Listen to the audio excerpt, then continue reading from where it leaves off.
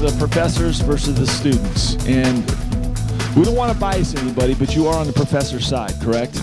Okay, good. That's good to hear. So on the professor students, we have a resolution. And in your program, you can see that the resolution states, the college financial aid system is broken in California. So the affirmative side will be the professors.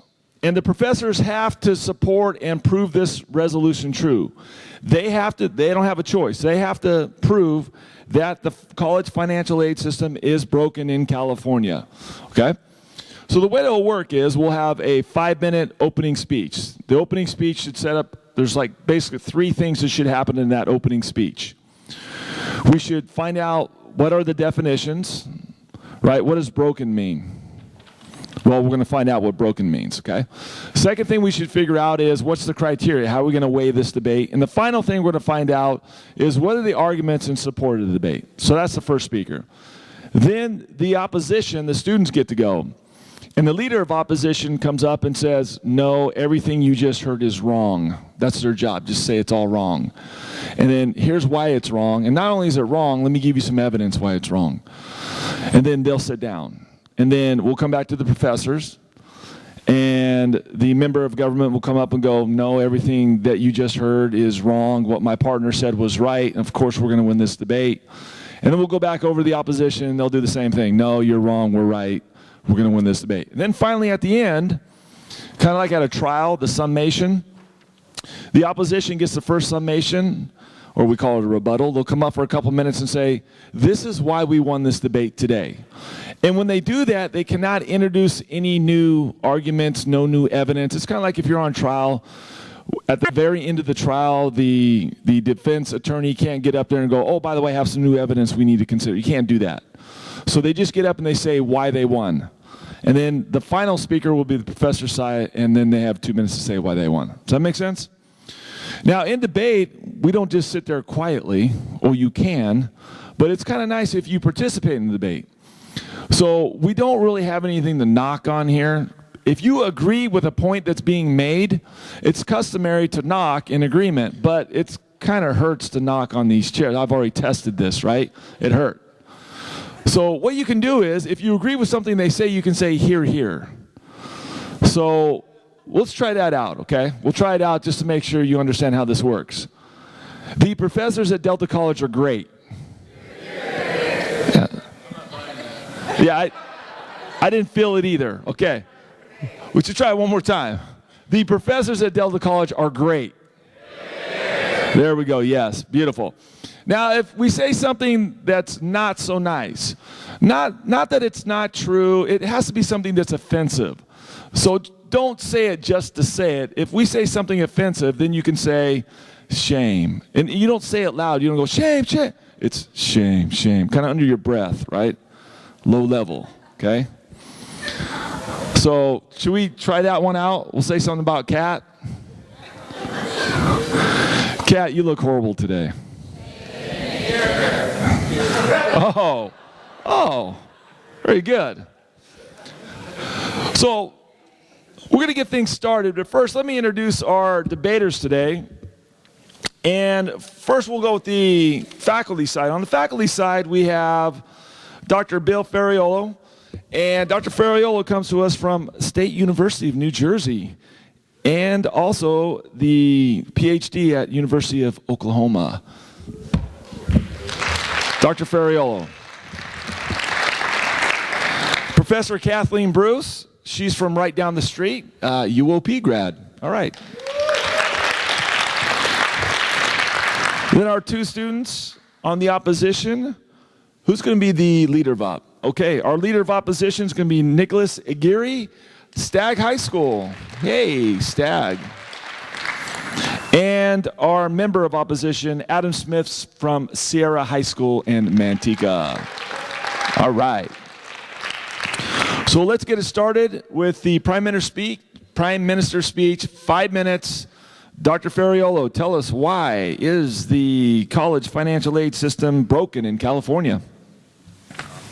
Okay, well, thank you for that introduction. Let me hit my timer here so I know just how much time I have. Now, the proposition that we're here to discuss and to debate is whether or not the financial aid system in the state of California is broken. We are going to argue that it is. They are going to attempt to refute our arguments, and you are going to judge. You are going to determine which side has better made its case. The criterion for judgment is the preponderance of the evidence. If all things considered, if we have made a better case than they have, we win. If not, then they win. I think the only term that needs to be defined regarding the proposition, is California's financial aid system broken, is the term broken. And broken is sort of an inherently ill-defined term. What does it mean to say that a system is broken? Well, it means it's dysfunctional in some sense. It's failing to adequately serve its intended purpose or its desired purpose or to meet expectations. We've all encountered systems that we regard as broken, but I thought I would illustrate the concept of brokenness with something a little bit more simple than a system. I have here, as you can see, I have a broken coaster. An ex-girlfriend gave me this coaster for my birthday. This is only one reason she is an ex-girlfriend. She gave me a coaster for my birthday. So now, you'll notice that this coaster has not ceased to exist, right? I could probably use it as a weapon. Let me hold still. I could probably carve somebody up with one side of it. I could probably rest a drink on, one broken end of it. But this is not what I expected. It's not really what I need. It's failing to satisfy me, etc. This coaster is broken. So if it turns out that the financial aid system in California is kind of like that coaster, then I think you'll have to decide in our favor. So I'm going to present to you. Sure, why not? You're cutting into my time, Chief. My definition is from my experience in the world. I live and breathe, sir. I live and breathe. So, I'm going to present three arguments. They're going to be rather brief given that we're running low on time. I'm going to present three arguments that the system is in fact broken. The first argument, I'm going to attempt to convince you that there is massive and pervasive waste in California's financial aid system. That is related to my second argument. I'm going to try and demonstrate that waste is just one factor that leads to tremendous debt and default on that student aid debt. And the debt and the default, that's a couple of factors that lead to exacerbating an education and wealth gap and cuts to social services, among them education. If our financial aid system actually results in cutting education spending, I think we can make a pretty good case. It's a broken system, it's dysfunctional, it's not satisfying our desires. First of all, that first argument regarding pervasive waste. Upwards of 25% of all Pell Grant recipients at community colleges failed to make satisfactory progress, according to the Fresno Bee and the Hechinger report in 2011. This typically goes on for at least 4 semesters, 2 years worth of instruction. Default on these loans is obviously very common because they don't make progress, they don't get a degree. Having no degree, they're not marketable, they can't get a job, they can't pay back the loan. 70% of community college students qualify for the Board of Governors fee waiver. We collect no fees from them. That cost Delta College $1.1 million this past year, which results in many of the cuts we're experiencing. Lots of waste. Secondly, financial aid is creating massive debt. While California increased its financial aid by a little more than 20%, its 2 public college systems, i.e. the UC and CSU systems, raised tuition by more than 30%, according to Inside Higher Education, also 2011. So this results in massive debt, approximately $14,000 of debt for every UC student, approximately $11,000 of debt for every CSU student. That's from the California Post-Secondary Education Commission. Many of them get no degree, so are not marketable, and this ruins their finances. And of course, the cost gets passed on to the taxpayer. It gets passed on in the form of tuition hikes. It gets passed on in the form of cuts to services, among them education. And this, of course, increases the stratification within education. 75% of students from families earning over $50,000 went to college. Less than 43% of students from families earning less than $30,000 went to college, according to Advisory Committee on Student Financial Aid Assistance. Those who don't go to college, and there's even less aid for grad school, the haves are able to go to college, able to go to grad school, get advanced degrees, make themselves more marketable, whereas the have-nots are not. And so they become a permanent underclass. He's beeping at me. I think I'm done. Thanks.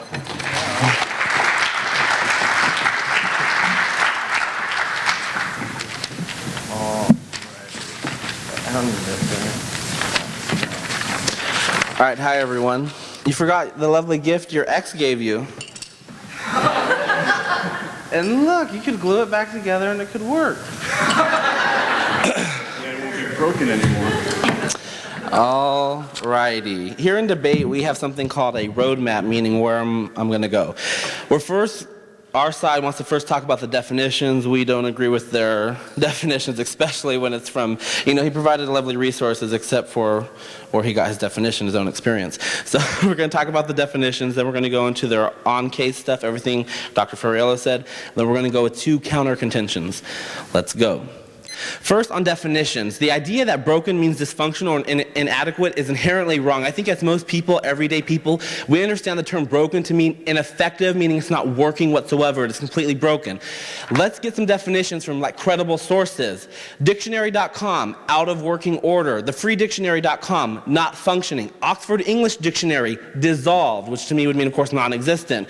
UrbanDictionary.com, unable to function. Those are the definitions we should be looking at. To say that it's dysfunctional or inadequate is not right, especially when we look at the statistics we're going to provide that show that students continue to have success. Let's go into their contention 1 now. Dr. Ferriello comes up here and talks about how it leads students into debt and default. We would argue that no, financial aid actually keeps people out of debt. If people aren't able to get financial aid, what do? They take out loans. They take out big loans that are high interest rates that they have to pay back. That is how students get into debt. So we would actually argue the opposite. Financial aid keeps students out of debt. I'll take your point in a second. The statistic that Dr. Ferriello gives out, about 25% of Pell Grants fail to make the satisfactory grade. That's fine. What about the other 75% that pass, that meet satisfactory or above satisfactory grade? We're saying this system should now be kaput or it doesn't work? I mean, that doesn't make sense to us. I'll take your question. But our argument is not everyone gets financial aid. The lower middle class who make too much money to get financial aid but don't make enough to actually pay for all of the tuition still have to take out student loans. So we're not responding to that argument. Right, but the argument being made that financial aid is broken, meaning not working, is not correct. Is it flawed? Are there problems? Are there things that need to be tweaked? We will absolutely concede that. But they need to prove that broken means it is irreparably damaged, that it is not working. That means if it works for even one student, the system is working. And as Dr. Ferriello pointed out, 25% are making the grade. That means 75% are. That means the system is working. Let's move on now to, yeah, okay. So you want to tell this entire student body that, hey, you, that one student in the blue sweater, you get financial aid, but no one else does, so it's fixed? But let's face it, that's not the truth. Majority of people coming to Delta and majority of people who are in the UC and CSU system get financial aid. If we're going to skew the statistics and talk about that, we're implying that if one student gets it, it works. But guess what? Based on Dr. Ferriello's own statistics, 75% of people are making the grade. Only 25% aren't. So what do? We tell the 75%, well, we can't give it to everyone and not everyone's passing, so somehow that's your fault, so we should get rid of the financial aid system and it's broken. No, it is not. Let's move on. Let's see. Shame. Are we talking about your dress today or attire? No,